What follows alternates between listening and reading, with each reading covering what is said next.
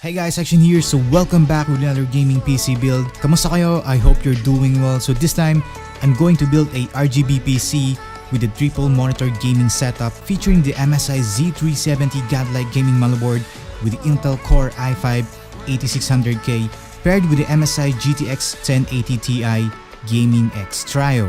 I'll put all the parts list in the video description plus the total cost of this RGB PC build. So sit back, relax, and enjoy this build.